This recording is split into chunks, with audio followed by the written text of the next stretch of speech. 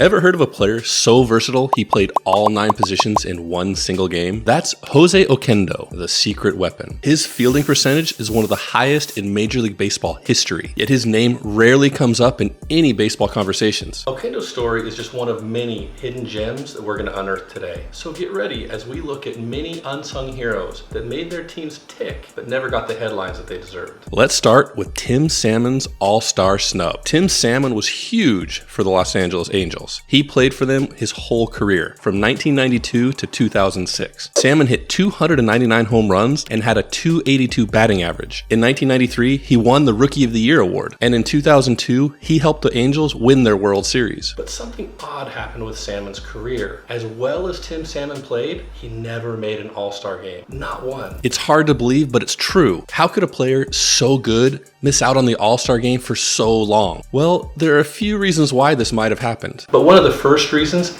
is he played for a smaller franchise. You see, the Angels weren't as famous as teams like the Yankees or Red Sox, so fewer people saw Salmon play. It's just harder to get noticed when you're not in the spotlight. Another reason is the tough competition. Salmon played when there were many great outfielders. King Griffey Jr., Sammy Sosa, and Barry Bonds were all stars at the same time. It was really hard to stand out in a group like that. But let's look at Salmon's best year to see how good he really was. In 1995, he hit .330 with 34 home runs and 105 RBIs. Those are all-star numbers for sure. But even that amazing season wasn't good enough to get him picked. This snub shows us something important. Sometimes great players don't get the credit they deserve. Anyway, Salmon isn't the only player who didn't get enough credit. Let's look at another player who was great but often overlooked. Let's talk about the late Luis Tiant's Cy Young Award snubs. You might think that a pitcher with a 1.60 ERA for a season would be a shoo-in for the Cy Young Award, but that's not true with Luis Tiant. As good as he pitched, he didn't get the Cy Young. Tiant was known for his unusual pitching style. He would contort his body and come at different angles, and he would have different pitches moving in different ways from different places in his windup. This made it very difficult for pitchers to time, and they didn't always know where the ball was going to come from. But Tiant was more than just a bunch of trick pitches, as his long, successful career showed. In 1968, Tiant had an amazing year. He won 21 games and lost only 9. His ERA was a tiny 1.6. That means he gave up less than 2 runs per game. It's the kind of season most pitchers only dream about. But Tiant didn't win the Cy Young Award that year. The award went to Denny McLain instead. You see, McLain won 31 games that year. It was an old school choice. Voters cared more about wins than ERA back then. And so Tiant's great year was overlooked. This wasn't the only time Tiant missed out. In 1972, he led the league in ERA again. His 2.92 ERA was the best that year. But once more, Tiant didn't win the Cy Young. He came in 3rd place this time. Jim Palmer and Gaylord Perry finished ahead of him. However, Tiant's career stats show how good he really was. Over 19 seasons, he had a 3.3 ERA. He won 229 games. He even pitched 187 complete games. That last number is amazing by today's standards. It shows how tough and durable Tiant really was. Looking back, many people now say Tiant was one of the most underrated pitchers ever. His 1968 season is often used as an example. People point to it when talking about great years that didn't win awards. Now, let's turn to another player who changed the game without getting much credit. Number 3, Bobby Grish's Gold Glove conundrum. When you think of baseball's best defenders, Bobby Grich should be on your list. He played second base for 17 years, mostly with the Orioles and the Angels. Grich was amazing in the field. His range was wide, his glove was smooth, and he turned double plays like no one else. But he only won 4 Gold Glove awards in his entire career. 4 Gold Gloves is good, but Grich deserved more. His defense was better than many of the players who won the award over him. Why didn't he get more? Here's the thing. Often, voters focus more on hitting than fielding when giving out awards, even the Gold Glove. They get excited by home runs and RBIs, and they forget about great defense. But numbers, as we say, do not lie. The statistics show how good Grich really was. His defensive WAR, wins against replacements, is one of the best ever for second baseman. He covered more ground and made fewer errors than many Gold Glove winners of his time. If we looked at Grich's stats with today's tools, he'd be seen as one of the best defensive players ever. Let's look at Grich's 1973 season as an example. He was brilliant in the field, helped his team win in ways that didn't always show up in the scorebooks, but he didn't win the Gold Glove. This shows how awards don't always match how well a player actually performed. Instead,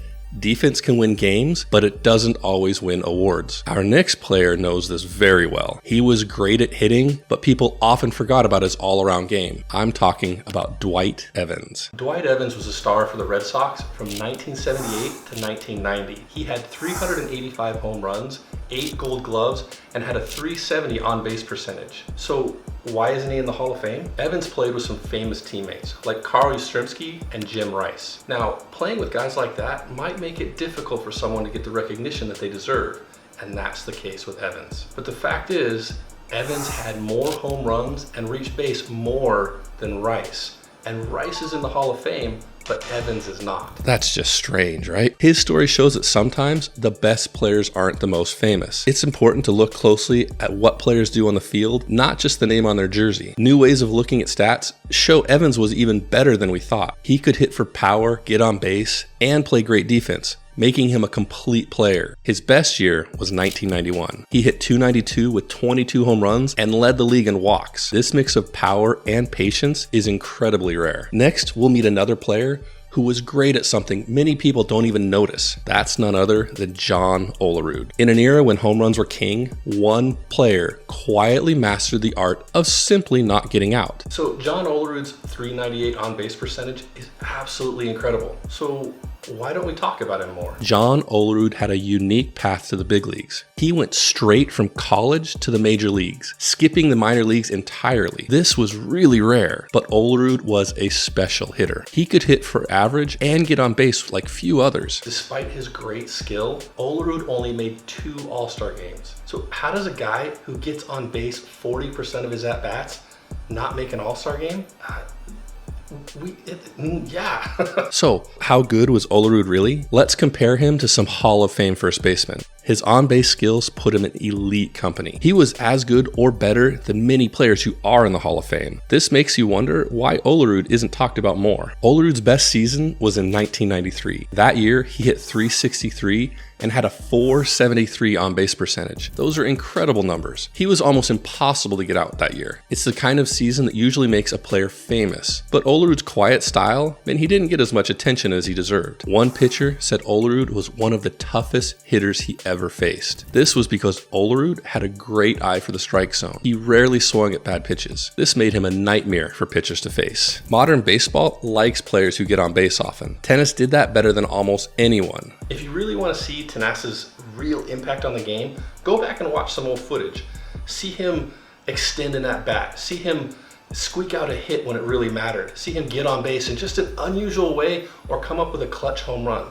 He didn't have the highest batting average, but he found other ways to help him win, which is why he was so great, but so overlooked. Tennis proved there are many ways to help a team win. Getting on base, whether by hits or walks, really matters. But some players create value in other ways. Our next player did it with speed. Number 7, Willie Wilson's forgotten impact. Willie Wilson was a speed demon on the baseball field. Wilson stole 668 bases in his career, putting him in the top 30 of all time. He played mostly for the Kansas City Royals and was a big part of their success in the 1980s. Wilson's speed changed games in many ways. He was a nightmare for pitchers and catchers. Once on base, he was likely to steal, keeping the other team nervous all the time. Despite his great stats, Wilson got almost no Hall of Fame votes. He was only on the ballot for 1 year and received just 0.4% of the votes, which was very low for such a good player. Why didn't Wilson get more attention? I think it's because the 1980s and 1990s were all about the home runs. Big hitters got all the focus. So people often missed how Wilson's speed helped his team win. His best year was 1980. He hit .326 and stole 79 bases. Those are amazing numbers.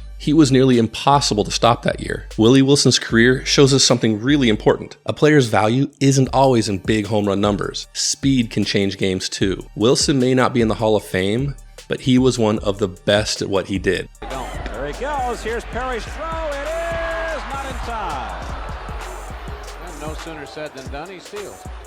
We've seen how speed can change the game on the bases, but what about speed on the mound? Our Knicks player brought a new level of power to pitching. Who else but Nolan Ryan? Nolan Ryan was a pitching powerhouse. His 27-year career, 7 no-hitters, and 5,714 strikeouts sets him apart. But his place among the all-time greats is still debated among some circles. Nolan Ryan never won the Cy Young Award. He did come close in 1973, but while he struck out a ton of hitters, he also walked a lot of batters, which always hurt his chances. The mix of dominance and wildness defined his career. Today's stats paint Ryan in a new light. His ability to pitch deep into games and rack up strikeouts is now highly valued, but in his day, wins mattered more. This may have cost him awards and recognition. Ryan's 1973 season shows what he could do. He struck out 383 batters with a 2.87 ERA. It was a year most pitchers only dream about. Yet, that didn't even make him the best pitcher of that year. Ryan's career reminds us that greatness in baseball is complex. His long career and amazing feats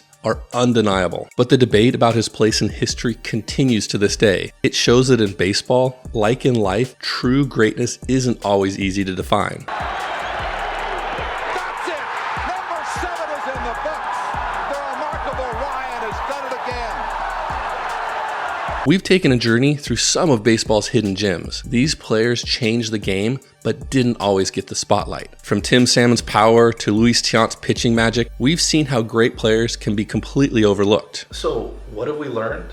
We've learned that we don't always measure the things that make players great, or that players can be great without being good at the things that we're measuring right now. And it begs a question: who in today's game is overlooked but making a truly important impact on his team? This makes us wonder how we're judging these players and how should we be measuring their success. So, who are the unsung heroes in baseball today? Next time you watch a game, try to pick some out. Watch some of the players that aren't famous or that you might not know their names, or if you do, they're just kind of background players, and see what they do to win games. See if they're making an impact that we don't realize yet. Meanwhile, check out this guy who made an impact on baseball with only one hand.